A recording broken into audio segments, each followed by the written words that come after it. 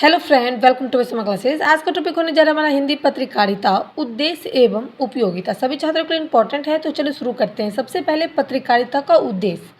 इसका उद्देश्य ये होता है कि पत्रकार यानी कि जितने भी पत्रकार हैं, जितने भी हमारे मीडिया वगैरह है, वो सब पहले एक रचना तैयार करते हैं। यानी कि जो भी अगर वो न्यूज़ में छापते हैं, जो भी पत्रकारिता पेपर में छापते हैं, वो पहले एक तैयार करते हैं, फिर वो समय रहते ही लोगों के पास पहुंचाते हैं।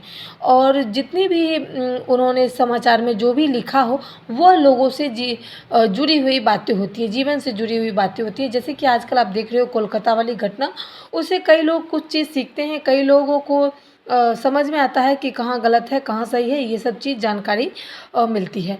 जैसे कि एक अच्छी पत्रकारिता, आजकल तो मीडिया वाले भी ऐसे होते हैं कि एक घटना को बढ़ा चढ़ा कर भी बोलते हैं, लेकिन अच्छी पत्रकारिता अगर आप लिख रहे हो, अगर आप क्वेश्चन आंसर कर रहे हो, तो उसमें बढ़ा चढ़ा कर लिखना नहीं है, उसमें मेन मुद्दे को ऐड करना है। जैसे कि कोई घटना हो, कोई घटना को साफ सुथरे में बताना, उसमें ज़्यादा बढ़ा चढ़ा कर नहीं लिखना। कोई मुद्दा यानी कि अगर हमारा राष्ट्रीय कार्यकाज में अगर कोई मुद्दा होती है जो कि जनता के लिए है, तो उन्हें लोगों तक पहुंचाना, उनके बारे में जानकारी देना, समाजों में, हमारे देश में जो भी चलता है उनके बारे में जानकारी देना। तो ये सब एक अच्छी पत्रकारिता का उद्देश्य माना जाता है, एक अच्छी पत्रकारिता माना जाता है। अब देखिए, समाज को सूचित करना, जागरूक करना और सशक्त बनाना। यानी कि अभी एक घटना घटी तो उसमें हम सशक्त होते हैं, शक्ति कहाँ पर हमें शक्ति बरतना चाहिए, हम वो चीज़ को समझते हैं। जागरूक, कोई भी अगर ऐसी योजना आई जो कि हमें अच्छा लगा, तो उसके खिलाफ हम आंदोलन नहीं करते हैं। लेकिन जो चीज़ हमें समझ में नहीं आती है, हमारे हित में नहीं होता है, जनता के हित में नहीं होता है, तो लोग आंदोलन करता है। तो ये सब पत्रकारिता के कुछ उद्देश्य हैं और महत्वपूर्ण हिस्सा भी है। ठीक है, लोकतंत्र के लिए ये आवश्यक भी है। पत्रकारिता के माध्यम से लोग अपने आसपास की दुनिया के बारे में जान सकते हैं, अपने स्वयं का निर्णय भी अपने अनुसार ले सकते हैं। तो ये सब जितने भी है, ये पत्रकारिता के उद्देश्य हैं कि अगर पत्रकारिता में बहुत ऐसी चीज़ छपी होती है जो कि आपको पता चलता है कि इस तहत के कारण इस कानूनी कार्रवाई की जाती है, तो हम अपना निर्णय खुद भी ले सकते हैं। पत्रकारिता की क्या उपयोगिता है, यानी कि उपयोगिता। अब देखेंगे, पत्रकारिता भारतीय जनता तक जो सूचना और ज्ञान पहुंचाने में जो महत्वपूर्ण भूमिका निभाती है, वो पत्रकारिता है। राष्ट्रीय और अंतर्राष्ट्रीय समाचारों से लेकर स्थानीय कहानी तक, ये सब क्या है, पत्रकारिता है। कुछ और भी चीज़ें, जैसे कि अगर प्रधानमंत्री ने कुछ भी योजना लागू की है, तो वो भी जानना हम नागरिकों के लिए ज़्यादा ही ज़रूरी होता है, क्योंकि वो हमारे जीवन से रिलेटिव होगा, हमारे रहन सहन के रिलेटिव हो सकता है, हमारे खेत पथार के रिलेटिव हो सकता है। तो ये सब जानना भी बहुत ही उपयोगी है। तो इसे हम क्या कहेंगे, पत्रकारिता की उपयोगिता। अब हम दोनों के बारे में कुछ लाइन्स आपको बताएंगे। जैसे कि पत्रकारिता से लोगों को मनोरंजन मिलता है और वे जुड़े रहते हैं। पत्रकारिता एक ऐसी चीज़ है जिससे लोग मनोरंजन भी मिलता है। पत्रकारिता से लोगों को उन घटनाओं के बारे में जानकारी मिलती है जो उनके जीवन को प्रभावित करता है। ठीक है। तीसरा है, पत्रकारिताओं को लोकतांत्रिक परंपराओं का पालन करना चाहिए और शांति और भाईचारा बनाए रखना चाहिए। यानी कि मैंने अभी आपको कहा कि राज्य सरकार, राष्ट्रीय सरकार के तहत कुछ योजनाएं निकलती है जिसमें वो चाहते हैं कि शांति बनाए रखें, इकट्ठा रहें, भाईचारा बनाए रखें। ठीक है।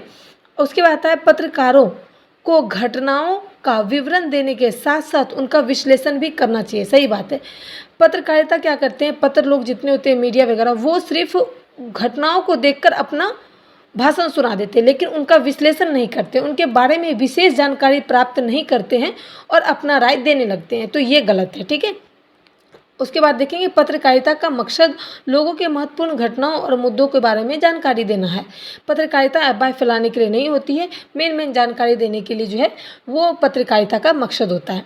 उसके बाद आता है, पत्रकारिता से लोगों को अपने अधिकारों और आज़ादी के बारे में जानकारी मिलती है और उन्हें उनका इस्तेमाल करने के लिए प्रोत्साहित भी किया जाता है। पत्रकारिता से लोगों को सामाजिक मुद्दों और समस्याओं के बारे में जागरूकता मिलती है। यानी कि हमारे समाज में क्या हो रहा है क्या नहीं, वो सिर्फ टीवी चैनल और समाचार पत्र, इसी सब से हमें मिलता है। समस्या का हल और समस्या जो है समाज में चल रही, उनके बारे में भी जानकारी मिलता है। उसके बाद आता है, पत्रकारिता से अपराध और गंभीर दुराचार का पता चलता है और उस पर अंकुश लगता है। यानी कि बहुत चीज़ ऐसी होती है जो कुछ घटनाएं ख़राब आती है, जैसे मैंने अभी भी आपको बताया।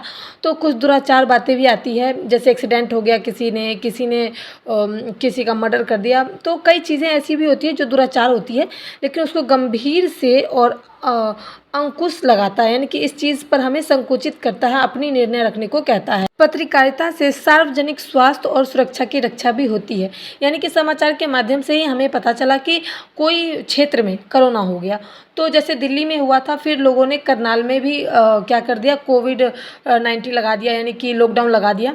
उसके बाद दिल्ली के रिलेटिव जितने भी क्षेत्र हैं, जितने भी वहाँ पर शहर थे, वहाँ पर भी लॉकडाउन लगा दिया। जैसे बिहार, झारखंड, कई जगह ऐसी हैं जहाँ पर लॉकडाउन लगाई गई थी, यानी कि कहा जाए तो देश में सभी जगह लॉकडाउन लगा दी गई थी, क्योंकि कोरोना आ गया था। यानी कि स्वास्थ्य यानी कि शरीर में जो रोग बीमारियां होती है उसको लेकर रक्षा करने के लिए सोशल मीडिया ने इस चीज़ को ज़्यादा से ज़्यादा लोगों तक पहुंचाया, और लोगों ने इस चीज़ को अमल किया, और सरकार ने क्या कहते हैं उसको, लॉकडाउन लगाया, जिसके कारण हमें स्वास्थ्य में सुरक्षा भी महसूस हुआ। तो आपको इस टॉपिक में कोई डाउट हो तो प्लीज़ कमेंट कर देना। वीडियो पसंद आए तो like share support. Thanks for watching my video.